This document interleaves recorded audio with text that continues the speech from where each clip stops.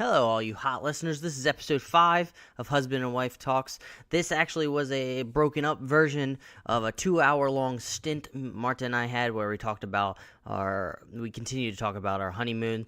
This part will actually be us talking about our trip up north to Lake Como, the town of Varenna, and what we did there, along with some cooking classes, and also some traveling tips towards the end of the conversation, because that's what we wanted to talk about, and we started thinking about it towards the end. So listen if you want to hear about our experience in the beautiful town of Varenna, and also want to hear tips that we have when traveling abroad and things of that nature, and what you may need to bring or how you should travel. Marta is a world-renowned traveler because she's done it all her life. So I hope you enjoyed the show.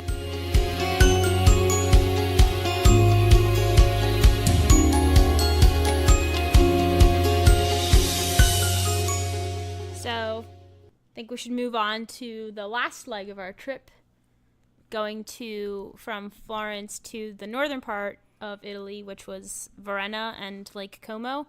So from Florence, we took a train to Milan, which is a city in the northern part of Italy. And then from Milan, we took a smaller regional train from Milan to Varenna.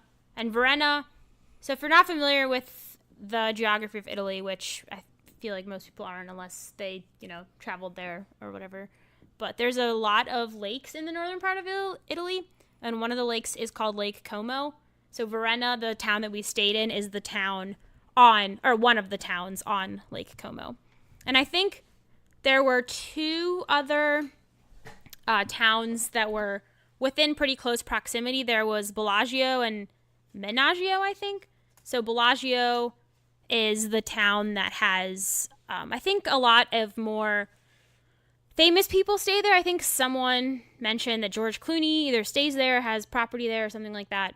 So we didn't end up, and they're all, Bellagio, Varenna, and Menaggio are all on different sides of the lake, so you have to take a boat or a ferry to visit them. But we decided that we just wanted to stay on our side of the lake, so in Varenna, and there was plenty of activities and stuff to do, so we didn't feel like we had to venture off and explore the other towns. Although if we ever come back, we might do that just to kind of see what else is out there. But that was an interesting experience, just the whole thing. So we got there, we got to Varenna by the train, and beforehand I had downloaded the Google offline maps to kind of get familiar with, okay, where is Varenna, where is our hotel, where is the train station, how do we go between the area and stuff like that. And the train station is not that on the map, is not that far from our hotel. So I was like, oh yeah, we can probably walk, which is ridiculous if I had known like what I know now beforehand, because on the map it just looks like kind of a zigzaggy road that goes up, and I was like, oh, I mean, that's not that bad. First of all, it was literally probably 5 or 6 180-degree switchbacks. So, and it was a road for cars, and it was narrow. So if we had been trying to lug our 2 carry-ons, which was not, we packed pretty lightly, 2 carry-ons and then 1 backpack each up that road, it's possible we could have gotten hit by a car, because it was so steep, so narrow, and just not worth the risk. But we ended up taking a taxi, and we got apparently lucky. We learned later that there aren't that many taxis in the town of Varenna because it is so small. So we got a taxi at the train station, and then we told them, oh, we're going up to the Agriturismo Castello di Vizio, which is, Castello is castle in Italian. So it was pretty much, it wasn't a castle. There was the Castello di Vizio, the actual castle, was a few minutes, I think, uphill from our Yeah, it's like it was 5-minute walk from where we were staying. Yeah, but our actual hotel was not on the castle's property, but it was this pretty large property, and they had a bunch of houses that they rented out. So it was, again, we thought we had booked a hotel. I guess we didn't. We just didn't do. I remember specifically as much research on the train ride there.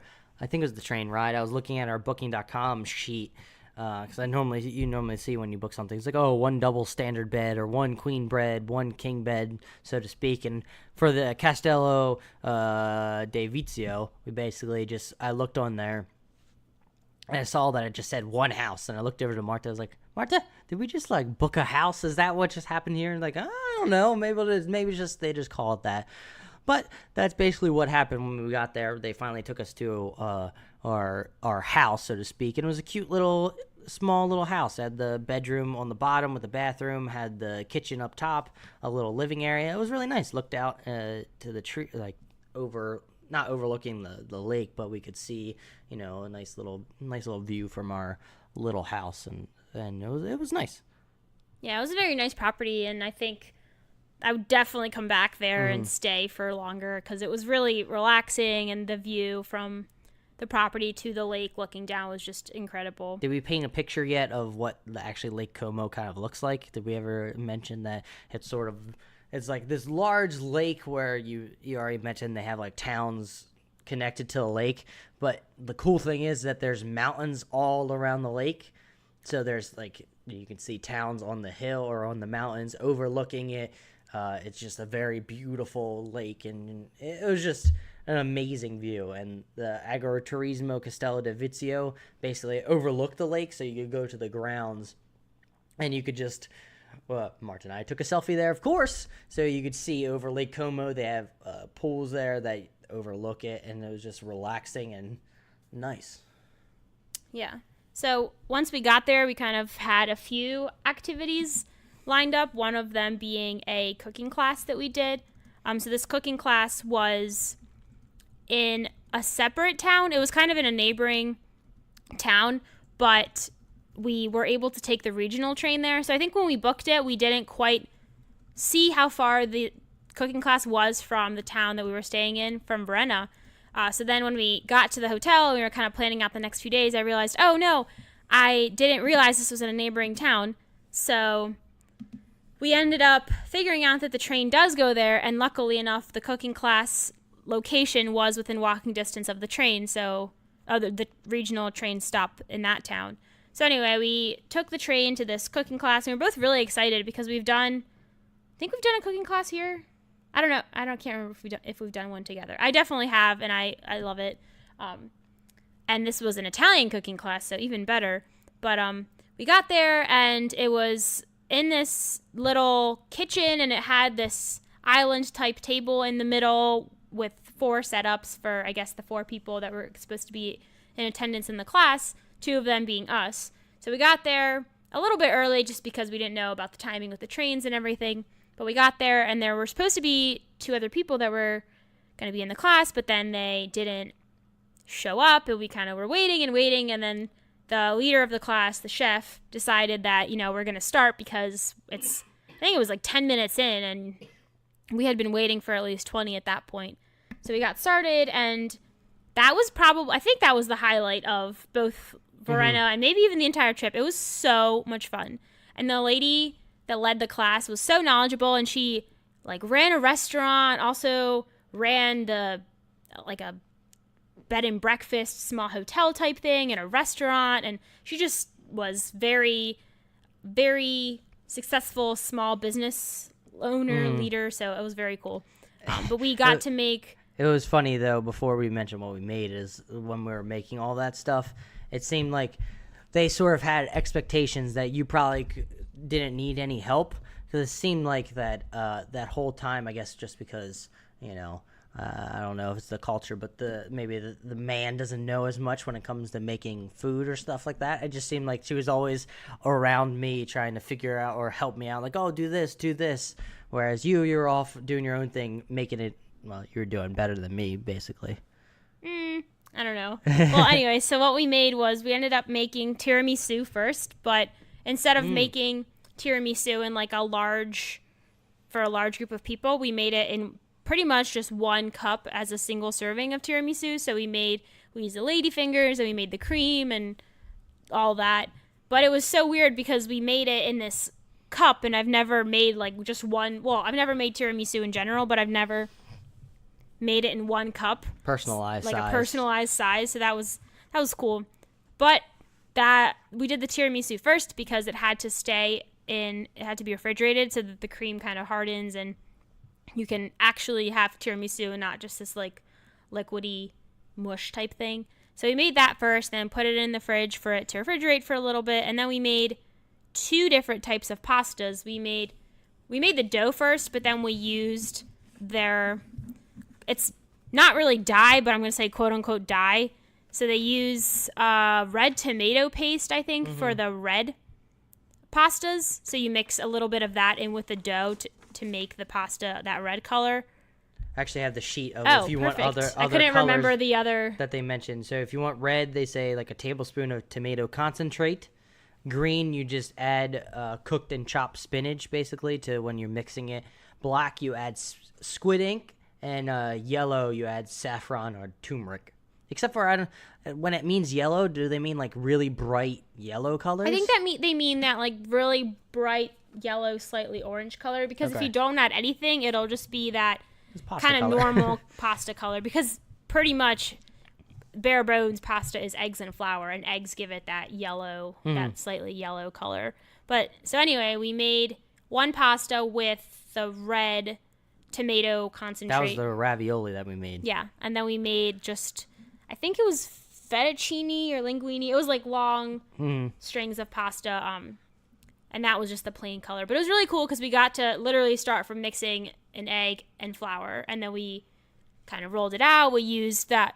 There's like a metal pasta machine where I don't know what it's called. I think if you Google pasta machine. I think that's in America, that's what it's called. Yeah. But then once you mix the dough and you knead it a little bit, then you roll it out and then you put the dough through that machine several times on different settings in order to get it a really flat, thin, and even consistency, because pretty much that machine has two rollers that you insert the pasta through, and these rollers just even it out into one layer. So you basically put it through, you fold it over, go to a smaller or thinner setting, put it through, fold it over, put it through, smaller setting.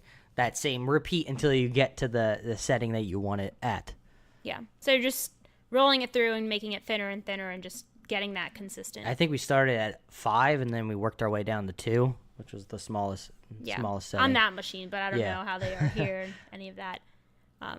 But then once we got that large, thin piece of pasta dough, I think that's when we started like cutting it into whatever, like a little strip. Oh, we did I guess it was like a quick way to do it where you roll it up, you roll it all the way up, and then you take a knife, you cut off the edges so it's not like uneven, and then you do a little you slice like in like quarter inches, so then when it's done you can unravel the whole thing. So you have to put flour on both sides, like a decent amount, so it doesn't stick. Yeah, so when you roll it over, the flour or the dough doesn't stick to each other. Yes. Yeah. I know. Well, did I have that problem or did you? I had that problem. You had that because problem she told you to put the flour, but she didn't tell me, so I rolled it out, and then I flattened out the the dough with the roller, and then I started rolling it up into that little concoction or whatever, and then she was telling you like, oh, make sure to put flour, and I was like, okay, and then I cut it, and then I was trying to pull it apart to get that long string of pasta, and it was sticking because I didn't have enough flour to keep the dough separate and able to be untangled. But learning experience for next time. And then we did basically the same thing with the ravioli, except once we rolled it out, we I think it was like you fold it over, or you choose like 6 different spots or 7 different spots to put what was it? Because we made ravioli and then we also made like a tortellini type deal. So one was where we cut out circulars to put like little scoops of the ricotta filling in, and then we folded it up in like the little formation that I had, like a tortilla. You fold it up at like one focal point. Fold it over, then squeeze and pinch and push and things like that. But the ravioli, it was 6 or 7 kind of raviolis fit on that one sheet of dough that we had once we rolled it out. And then within those 6 or 7 sections, we but we folded the ravioli over in half onto itself, and then we used a little roller, like a little metal roller type thing, to roll out the 3 corners, because the 4th corner, or the 3 edges, because the 4th edge was just the half of the dough that we folded in on itself. And then we used that roller to get that, I don't know what the texture is called, but that texture that you see in ravioli. The little like wavy things on the outside. Yeah, the little wavy thing. It was like we bought one here, sort of. It was like a pasta cutter, or not pasta, the dough cutter. Yeah. Where it makes like that little round shapes on the edge. But it was delicious either way, because we just ended up making the pasta, and then they took our pasta and just started cooking it. So they'd had like a double boiler, and then they cooked it with like it was like olives, and what was the other that was used? Capers. And then they put like a little bit of olive oil, some tomatoes that we made. It was like candied tomatoes, where you put like the tomatoes, like basil, oregano. The thing that I really loved is that they use like legitimate oregano, legitimate basil. Yeah, like from the garden. She Yes. pulled out this fresh plant that we just got to like pull the spice off of and then use, which was delicious. Yeah, and then because we made like candied tomatoes, I think, where you put all those spices, I think a little bit of sugar and salt, and they cook in the oven for a little while, and then they cooked that. They cooked the raviolis. They were cooking. We were sitting outside enjoying wine, being waited on from like the pasta that we made, and it was just a nice experience because it seemed like it was a family-owned place, because it just seemed like family just started walking up and like saying hi, and it was really cool. It was a nice vibe. I thought it was cute that the lady that instructed us wanted to get a picture with us, because she apparently does that with all her students that she teaches, which I thought was cute, and I enjoyed it. I feel like that was it was relaxing but yet informational. It was fun being in a different area than Varenna, where it's a small town but less touristy, even less touristy than Varenna. I think it was I liked it. I enjoyed it. And it was definitely a bonus that we got to try all of the food that we made after the fact, because I mean, I still would have had fun making it, but then also eating what you spent the last few hours making was really rewarding. So you're like, I made this pasta. But at some point I thought it was funny because earlier when I mentioned that I rolled up the pasta but then forgot to put the flour, so some of my linguinis or fettuccine, I forget what exact style it's called, but some of them got a little bit messed up because of that mistake. But she was like, oh, we don't use, and then I ended up cutting off like the end pieces, but she said they don't use the end pieces because they're too short and they're not all the same uniform length. And I was like, oh, okay, I guess we're just trying to do this the correct way. But then when I realized we're eating it, I was like, I don't care what my pasta looks like. It's all going to taste the same. It all uses the same ingredients. But I guess just for good practice and principle, since that's how they make pasta there. They also mentioned that like when you cut out the raviolis, they normally like to cut up like the remaining stuff and just throw it in. I forget what they call that, but they would make pasta that way as well. Yeah, use the leftover dough to use. The thing that I thought was cool is that they only cook the pasta where you have here the box pasta takes 14 to 16 minutes to cook. There, they said like, oh, it's only 2 minutes. I was like, oh, I guess that shows how much preservatives or whatever is on the cooked pasta. Well, our dough was also fresh, but the Yeah. dough that you buy in the box like pasta obviously is not rock fresh. solid. Yeah. So that was really cool because it was ready in just a few minutes.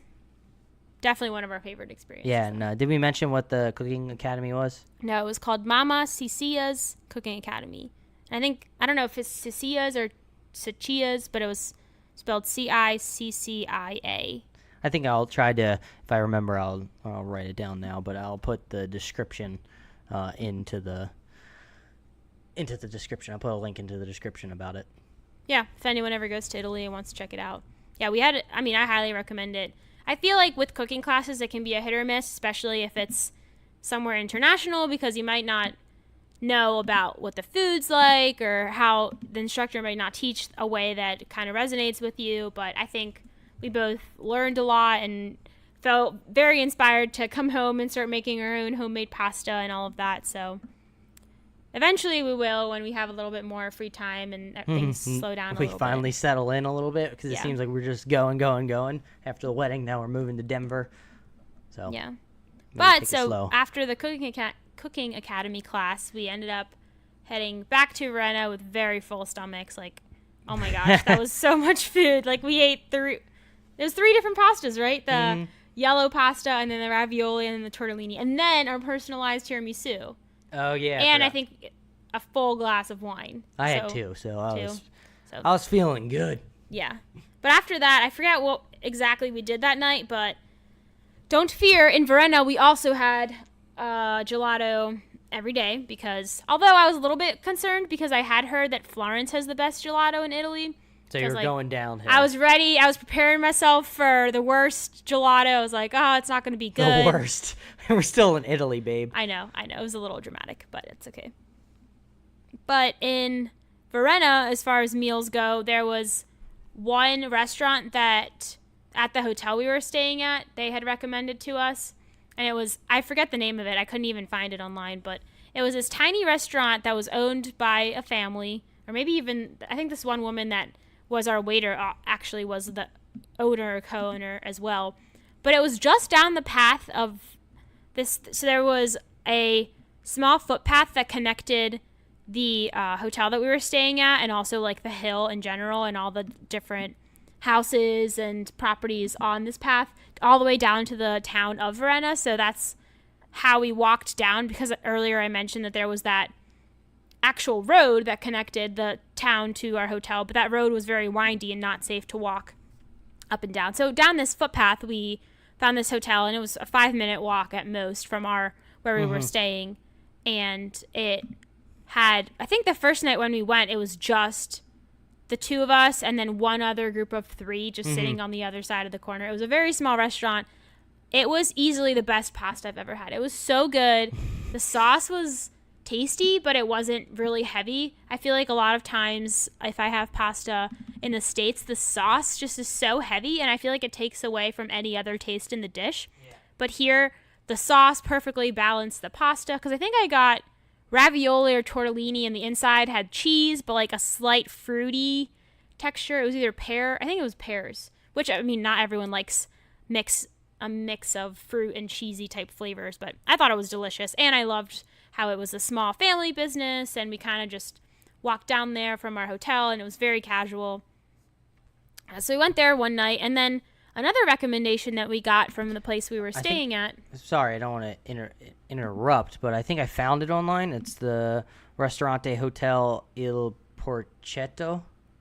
Oh, that sounds familiar. Yeah, I think that's it, because I found that online. Because nice. It doesn't show, when you look on Google Maps, it doesn't show it relative to where it actually is. It like puts it in a random spot, but I think that's what it is based on the pictures I see. So, yeah, it's a cute little restaurant owned by, I think, like a family, and they cook pretty great pasta. Yeah. Anyway, so another recommendation we got from our hotel was for something. Oh, actually, a little bit of background. The lady that called us, or first emailed us from that hotel asking about what time we would arrive there, as I mentioned before, that's like a tradition kind of in some of those Italian hotels. But her name was Courtney, and I was like, I don't really know about many Italian names, but Courtney sounds very American to me. Courtney! And when she called on the phone, she had no accent whatsoever. It was like I was talking to, a friend in the States, and I was like, interesting. Courtney, no accent. So we got there, and, she was, I forget where she was from, but she was from the States, and she had studied abroad in Florence, and then now she was working at this hotel. So it's kind of cool to have a fellow American there, because she could explain some stuff to us. There was no language barrier, but also she had been living there, so she still had that Italian experience, which was cool. But anyway, so she took us to our room when we checked in, and she gave us this hotel for something called Pizza Taxi. So at first we were like, Pizza Taxi? What? So Pizza Taxi was essentially like a pizza delivery service in Varenna, but they had a huge variety of pizzas. So I don't really know the Domino's, Papa John's, Pizza Hut in America. I don't know how many options they have, but I feel like the menu's not as huge as this was, and not as, I don't want to say random, but expansive, because they had all these flavors and types of pizzas that we saw in pizza restaurants in Italy, also on the Pizza Taxi menu, which was cool. So anyway, one night we were kind of just tired, and it was a long day, and we walked up from Varenna to our hotel, which I don't know if we've mentioned, but very steep path as well. And we got really sweaty because it was also hot. So once we make that walk up, we don't want to go back down for dinner. Like if we walked mid-afternoon, we'll just chill by the pool or read or something. So anyway, that was the night we decided to do Pizza Taxi. And Pizza Taxi, we called them, didn't work. We called them, I think. The phone number wouldn't go through. I want to say we called about like 35 times, maybe 40. I mean, we were confused both because you used I used the wire, like you can make phone calls over wireless. So I tried that, didn't work. You used your actual data plan or your actual I voice wanted plan. pizza. Didn't work. So I think that night it didn't work. So we ended up going back to that tiny hotel because we were tiny worried. restaurant. Because that's the one thing that they Courtney mentioned is that she mentioned that restaurant. She didn't play it up, with how good it was, which I was kind of upset because that was actually really good. She played up Pizza Taxi though, but she mentioned like, oh yeah, because it's a tiny restaurant, they close. They can sometimes close like really early because it's a tiny town, and sometimes they have no point of staying open because they're just wasting money staying open. So we realized that when we couldn't get through Pizza Taxi, so we just ran to that tiny restaurant again and ended up eating there that night, which was kind of upsetting because we were expecting pizza. I know we wanted pizza. Then we finally, the next day, I think we were trying to look. The one benefit of Pizza Taxi is I found out is no one really delivers in. It seems like in that area, which I guess makes sense because I don't know if that many people are there to ask for delivery if you can just walk around a town or anything. Yeah. But we finally, when we were walking, funny thing is we were walking to. Running to basically that small little restaurant because we realized we need to eat because we got hungry all of a sudden. But I called another place by accident with the number. I got it mixed up with my recent calls, another pizza place, and I got somebody to answer, so I got so excited. And then I was trying to talk to them, but they couldn't quite understand me. I couldn't quite understand them. And then they finally got around to the point where they say that they don't deliver. And then I was like, wait, I thought you are Pizza Taxi. And they're like, what? Pizza Taxi? What is that? Basically. And I looked at the number. I'm like, oh, crap. I called the wrong place. Oops. I got really excited. And then the next day, Pizza Taxi finally came through. But it was okay pizza. It wasn't as good as some pizza that we had in Italy. It was also funny because here delivery is just a lot more common and it's more commercialized and everything. But so we ordered, or you called Adam and you ordered, and there was like definitely a little bit of a language barrier with like what we're ordering and where we're staying and just all the logistics of what they need to know in order to get the pizza to where we're staying. So when Adam called them, we finally got the pizza that we were ordering, the names of the pizza we were ordering to the person. They answered the phone, and that then was we something. told them where we were staying, and then I don't remember if we asked how long it was going to take because we kind of just figured, we're used to here where maybe 45 an hour or whatever. Mm-hmm. And then we realized that they don't have a way to contact us because our property had a gate at the front, so if they couldn't physically drive to the little house we were staying at. So the only way we would be able to pick up this pizza from them is if we met them at the gate. And it wasn't like we could give them a code to drive through. It was only, you could only enter if you had the little actual key to the gate. So then Adam went and waited out by the gate. Definitely a trooper because I forget how long it took, but you waited out there. I was out there for like about an hour, maybe an hour and 15. So I think about 30 or 45 minutes in, I was like, okay, I realized we never asked how long it's going to take, and we're a little bit nervous because the ordering experience didn't instill much confidence in us in the to say the least delivery process. So I ended up calling back and asking, saying, hey, I called back. And I think at first they thought I was placing another order, and I was like, no, I called and ordered these 2 types of pizzas, and then like how long is it gonna take? And I think they said 10 or 15 more minutes or something, and then I was like, okay. So I had a little bit more confidence because I called back, I confirmed what we ordered, that they have that already written down and they're kind of working on it. But anyway, we ended up getting it after an hour and 15. I feel like it was more, but I don't know. We were just really hungry, so time felt like it was going by very slowly. But yeah, it was okay pizza. I mean, the one I ordered it with an ingredient that I don't like a type of cheese that I knew I didn't like, so I don't know why I ordered it. I think I had potatoes. That's why you ordered it. Yeah, pizza with potatoes. I don't think I've ever seen that here. I think I've seen here like pizzas with French fries on it. I feel like I've seen that somewhere, maybe on TV. #America. But it was literal like boiled potatoes. It was. I mean, if you don't like potatoes, then I guess you wouldn't want that on your pizza. I love potatoes, so I thought that was good. The random cheese that I don't like, I mean, that was 100% on me. They didn't mess up. That was just me messing up what I ordered. But, got to try it when you're in Italy. But yeah, since that's basically the main experiences that we had in Varenna, I would, because you don't hear about people talking about Lake Como as much with places to go, places to visit. It's like Cinque Terre and the places on the coast, Amalfi Coast, yeah, and the big cities too. Yeah, but no one really mentions the Lake Como, which is really beautiful, and I feel like is a little underrated, and you should go check it out if you're going to Italy and trying to relax and have a good time. Definitely go visit Varenna, and if you don't mind, if you have a car to drive, maybe check out Agriturismo Castello del Vizio. I have to look every time so I remember how to properly say it. But yeah, I would recommend if you do have a car, go check it out. It has beautiful views. Although you can't actually get into the property without a key. I mean, go stay there. Because go stay. I thought you meant like just drive because by. It's worth it if you have a car to stay there because you can drive around, and it has beautiful views.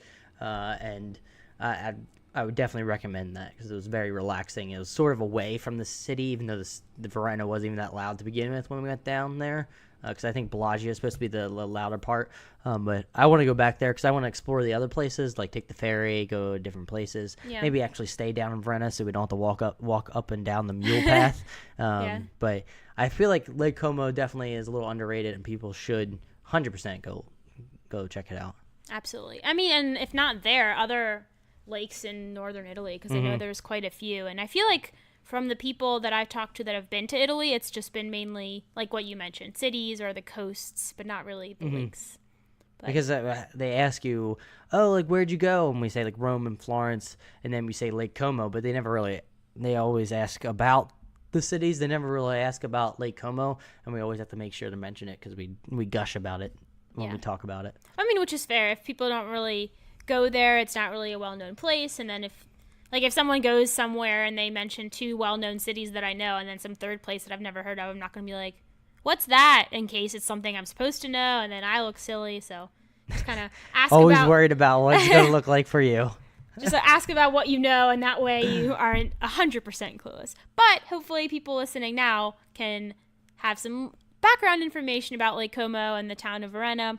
And if you never actually make a trip there, at least you'll have a little bit of information. So if someone else talks to you about it, you'll be like, oh, I heard about that on the Hot Pod. And then they'll be like, what's that pod? And then you'll recommend it to your friends. Man, you're getting better and better at shameless plug. Incorporating our podcast. You're getting better at shameless plugging. I love it, babe. That's what you got to do. Should we talk about our last? Well, I just introduced that as the last leg of our trip. But this next part is going to be the return from the last leg of the trip. We're taking the train back from Varenna all the way to Rome because they have a flight from Rome out to London. Do you want to explain the story because it seems like you are raring to go? Sure. So I guess I'll start with our flight back to the United States was on a Saturday, but we wanted to make sure that we were in Rome Friday night because our flight out of Rome was, and the reason we were flying out of Rome is because we got a pretty good deal on round trip tickets from Rome. So we could have, since we started in Rome and then made our way north in Italy, we could have flown into Rome and out of Milan, but that was a lot more expensive than just having round trip tickets to Rome and ending up taking the train back to Rome that day before. So just a little bit of background information. But so on Friday, we had a pretty long day of travel. We had to check out of our hotel at the top of the hill that we were staying at. And then we had our luggage. So obviously we weren't going to walk down the hill. We weren't going to lug our luggage on this very steep, downhill. It was very also steep. And not really a path where you could pull 2 carry-on suitcases with you. It would have been a lot and probably would have messed up the wheels or who knows what. So anyway, we took a taxi down to the bottom of the town, and we had pretty much all day there because our train, so we had the regional train from Varenna to Milan, and then one train from Milan to Rome. So that was, I think that train took several hours. I can't quite remember. But it was a long day of travel, just taking trains and all that. So we had the whole day in Lake Como, or down by Varenna, just kind of chilling, different cafes. I think it was very nice and slow paced. Mm-hmm. And we had, I think our train from Varenna left at around 5. Mm-hmm. So we had literally all day just chilling. And we couldn't leave our suitcases up on the property, because then we would have had to go back up and then back down. So we didn't have much stuff, so it was just easier to do what we did. And that was the benefit of being in Italy with carrying your stuff and trying to just chill and relax time, is that people are, especially the servers, I think I mentioned in the last one or episode 3, that they're way more chill. They're not like trying to speed you along, trying to ask you questions or ask if you want anything every few seconds. After they take your order, the only time you can actually ask for more things is if you wave them over. I feel like that's the only time they bug you, is if you actually try to get them to bug you. So it was a really nice, just chill atmosphere in Varenna, because you could just sit there and enjoy the lake view. Definitely. So after we kind of spent all day just chilling, relaxing and everything, we made our way to the train station, and we already had our train tickets printed out and ready to go for the return train, so we didn't have to worry about getting the tickets or anything like that.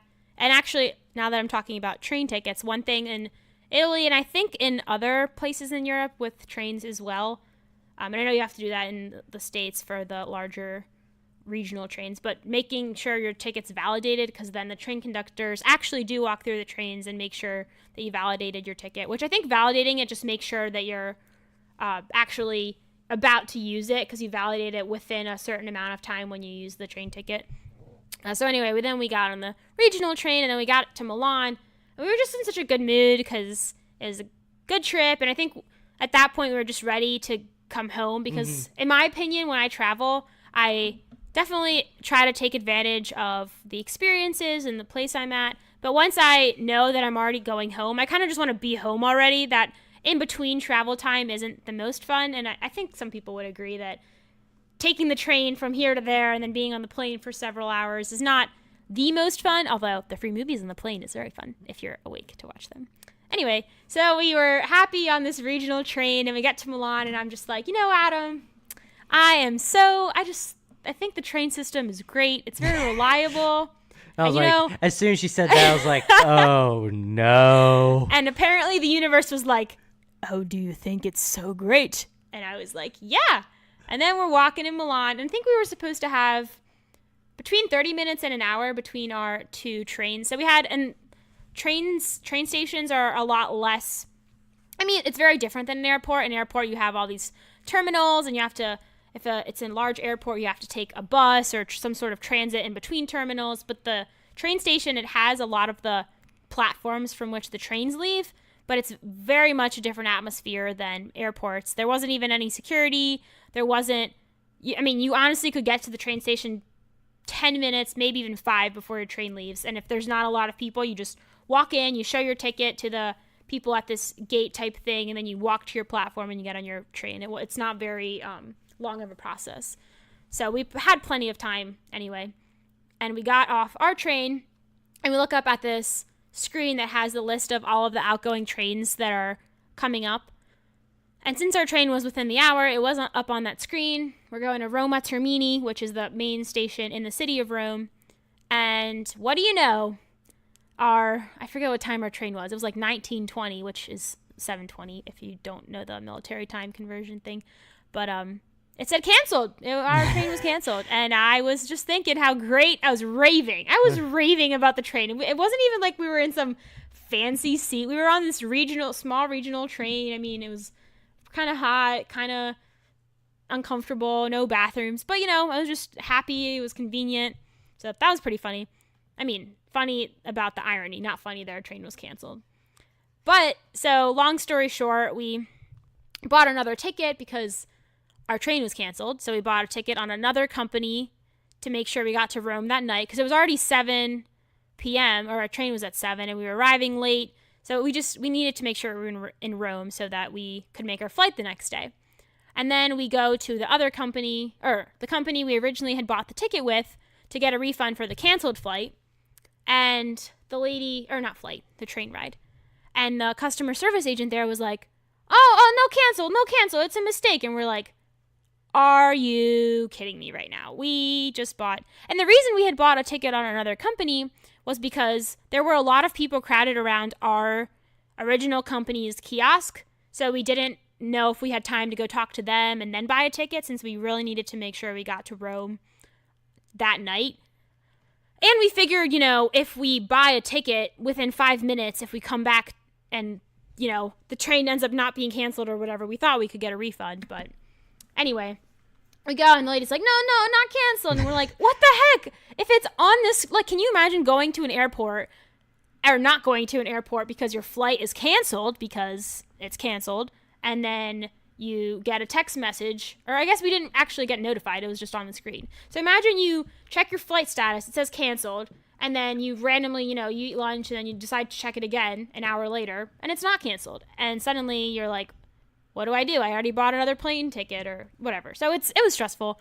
So then we went back to the second company. 5 minutes. It was maybe 5 minutes Probably between even less. when we bought the To train ticket. the exact same lady that we bought the ticket from. It's not like we even had to explain it to anybody else. She remembered us. We were just there.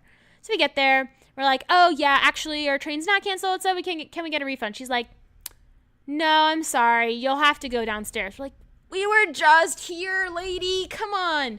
So at this point, time's ticking. Our original flight is not canceled. It's just... Train. I keep saying flight. I'm sorry. It's okay. Train. So then we went downstairs to the actual... Because he's on the same floor as the train platforms were these small kiosks where you can get some information, but it's not the full customer service type situation. So I went down 2 flights of stairs to the actual customer service desk. Of course, the line was so long.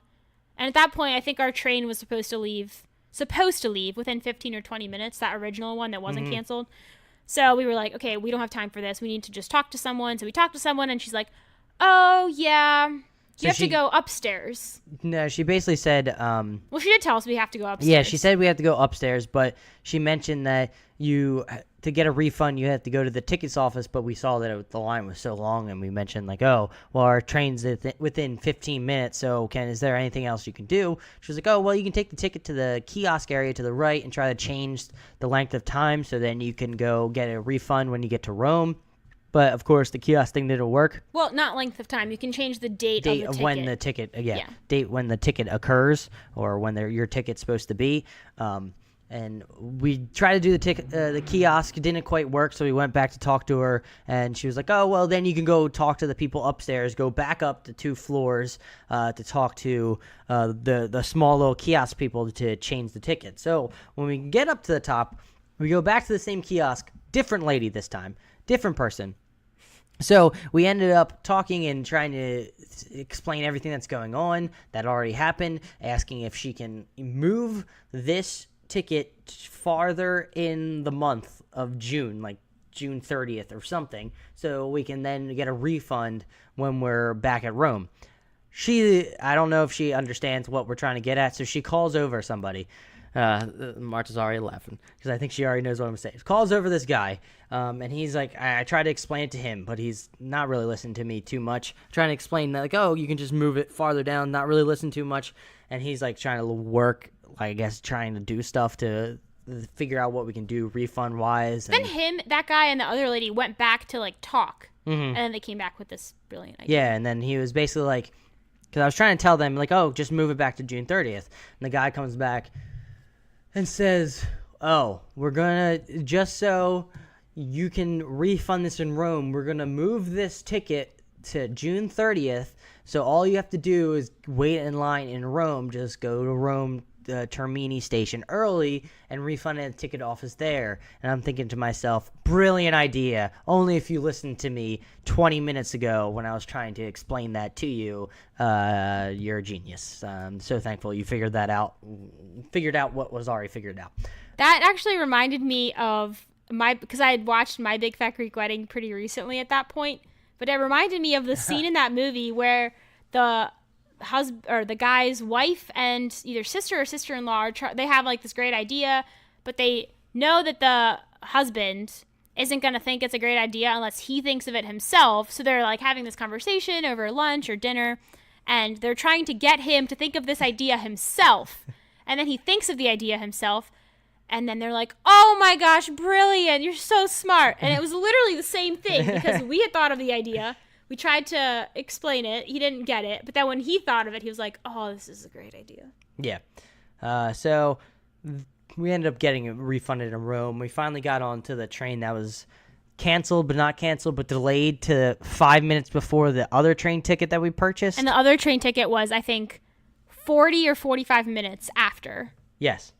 the original train. So. But we finally got on the train and ended up back in Rome for the night, which was another experience unto itself.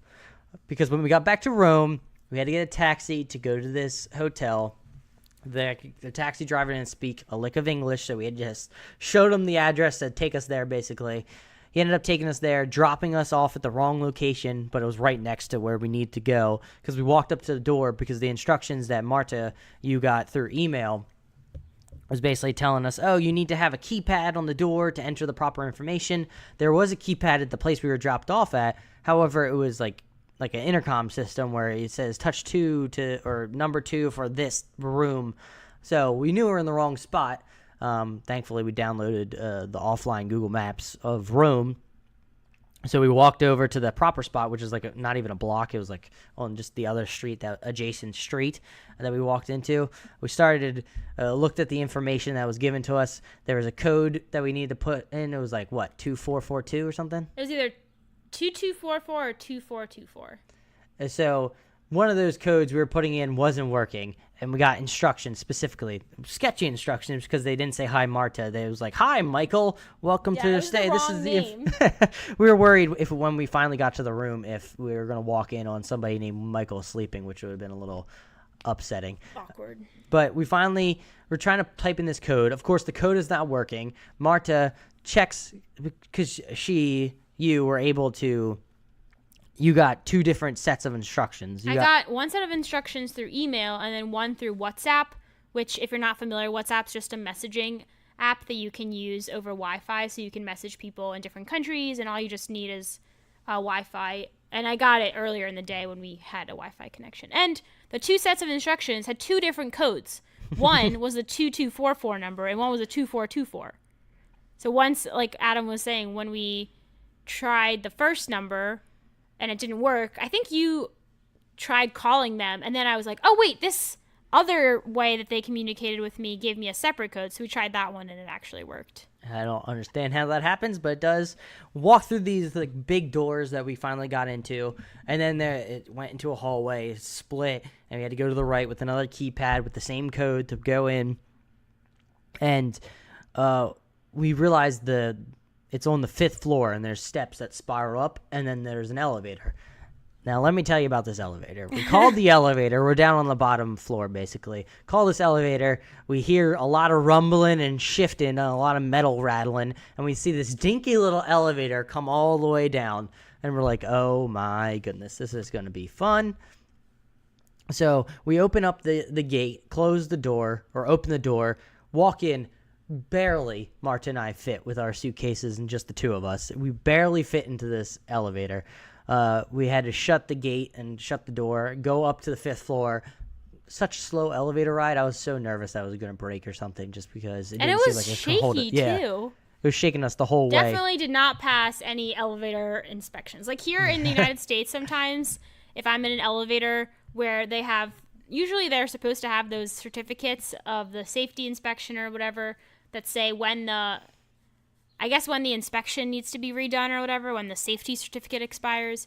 Usually it says like within, I don't know, a year or 2. So sometimes it's expired by a month or 2, and I'm like, these people's elevators expired. I'm never going to do that again, because this elevator definitely was expired. It was probably, I don't know when they started making elevators, but that was from a while ago. First elevator in Rome. It's basically an old system. It has a pulley system, and instead of like mechanical, it's some guy that has to work all night pulling people up or down. That's basically what it was.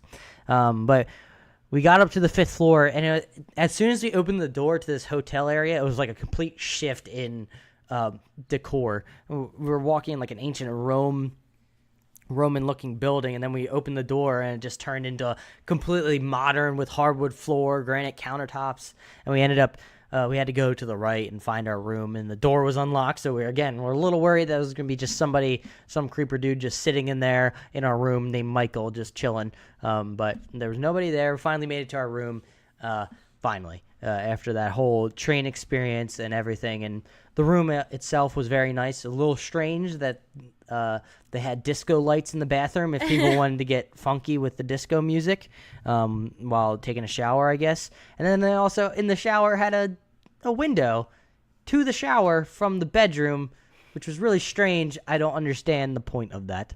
I guess if you just want to see what's going on in your bedroom while you're cleaning your pits. The window from the bathroom to the bedroom had a curtain, but the curtain was on the side of the bedroom.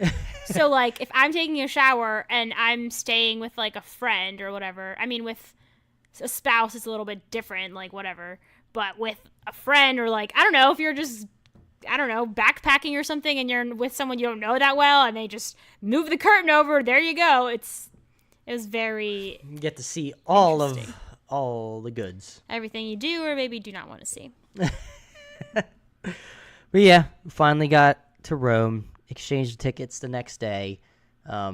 Also, watch out when you go to train stations. One, pickpocketing, we mentioned before. Watch out for that. But there's also, if you didn't notice, there's people sitting, like there was a group that I remember. It was almost like a little gang. Yeah, it was like a little gang where they sort of came and asked, like, oh, do you need help? Because they could tell, like, if you're American, it's kind of easy to tell when you're out-of-towners. They're, like, asking if you need help. I always just go on the cautious side of saying, no, we're good. I mean, we were just standing there waiting. It's not like we were struggling with anything or we were waiting in line to be called. It was almost like the DMV where you go and get a ticket and then they call your ticket for the specific customer service that you're looking for. It's not like we needed any help anyway. And I'm just nervous because, as I mentioned before, that you explained, is a lot of times the way they get, it's like a tandem group of pickpocketers where someone's distracting you while the other person is coming and bumping into you or taking your stuff, basically. Yeah. Like while that's why I was worried when he came up to you. I was watching. I was like, did he take anything from you? Because while you're talking to him, someone else could come and like slip their hand in your pocket. I mean, it might be a very pessimistic way to be, but I think cynical, I would rather. I would say.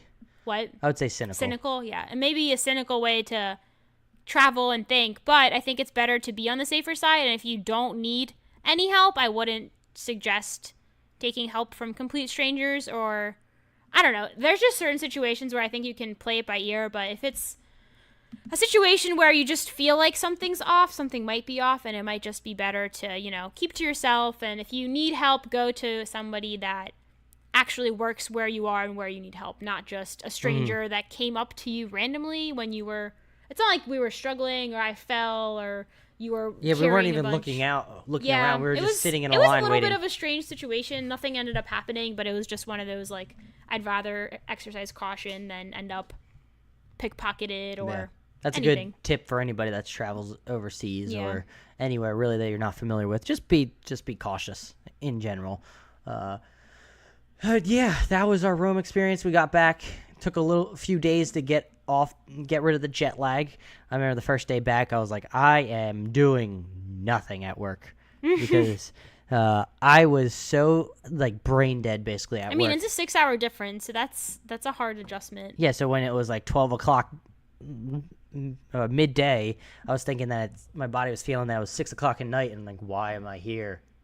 Like what is thinking wrong dinner with me? time should be relaxing. Yeah, So- when it hit 3 o'clock, I felt like I was ready to go to bed basically at work. I was like, why am I here? What is life?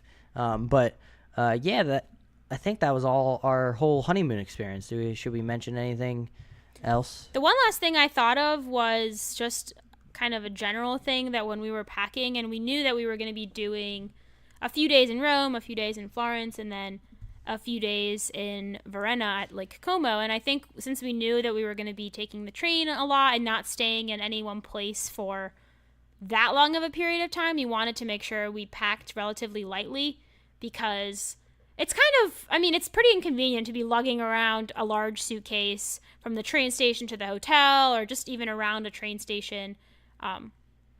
So we had a goal to pack, and we were out of town or out of the country for like 12 or 13 days.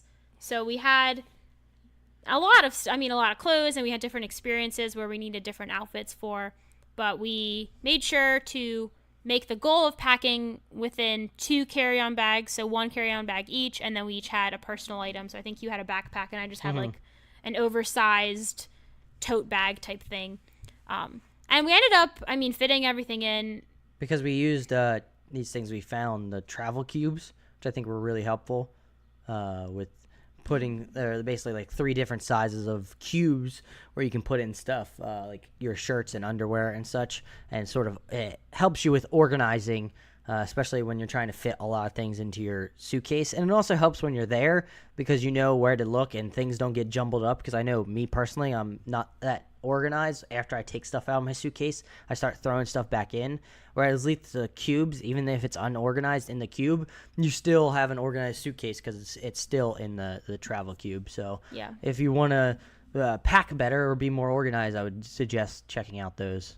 And also, I feel like when you travel somewhere for a long period of time, but you're staying in a city or an actual hotel, so like if you're backpacking for 3 weeks, you might not have the chance, or backpacking meaning like being in the woods hiking, not backpacking through hostels. Yeah. But if you're somewhere where you have access to laundry or something like that, or even a large sink, you can always pack a little bit less and then wash stuff along the way. Because I think the reason that sometimes when I traveled before, when I was younger, I would pack like maybe 1.5 the amount of clothes that I actually needed, because I wanted one outfit for every day, but also like the extras. But just in case you didn't like that outfit that day, just in case I didn't like the outfit, yeah. But if you're traveling in a huge city like Rome or Florence, even I think our hotel in Varenna had some sort of laundry service, so it's not like we were in the middle of the woods with nothing. We also bought little detergent pods that you can wash Tide clothes into the sink. But that's just like a little tip. If someone prefers to have all their stuff, then this might not work. But if you're trying to pack lighter, that's one thing. And also another thing I did this time that I don't usually do is actually think about what shoes I'm going to wear. Because I always bring like these types of heels, these types of flats, these types of shoes, these types of shoes. And then I just wear whatever's comfiest, especially walking around. So this time I think I just brought maybe just 2, or maybe I wore my Birkenstocks, I brought flip-flops, and then just sneakers. Just so I didn't bring random high heels that I won't ever wear because they hurt my feet or whatever. So yeah, just a few random tips. Yeah. Anything else? I think that's it for our Varenna experience, and I think that's it for this episode. So I guess I'll start doing the outro. Thank you all so much for being here, all you hot listeners, as we like to call you. Remember, you can follow us on Twitter at HotPod. You can also find our Facebook page, facebook.com/HotPod. We are available right now on iTunes. Speaking of which, if you're listening to us on the Apple Podcast app, it would be very great of you if you could just scroll back to our library feed, or go back or get out of the main description of this episode, but you can still listen to us right now, so you probably are listening to me right now explaining what you should be doing. When you're in our just podcast feed, or library basically, scroll down to the bottom. There is an area where you can rate us, hit 5 stars. That would be great. You can also write us a review. If you write us a review, that would be fantastic. We can try to get better, or you can explain what you like about the show. Maybe we'll start curtailing our show more towards what people like. Feedback is always necessary. And I think maybe we'll read, if we have 5-star reviews, we'll probably read them on the podcast. It would be nice to read what people say. You can also find us on Google Play, Stitcher, our Podbean website, which is hawt.podbean.com. You can also support us at patreon.com/hotpodcast. And we are available a lot of other places like TuneIn, Overcast, wherever you can find podcasts. Just search us and you'll find us. We should be on Spotify by the end of this episode, funny enough. So, yeah, thank you so much for listening. Babe, you want to say bye to all the hot listeners? Bye. Thank you. Thank you for listening all. Bye.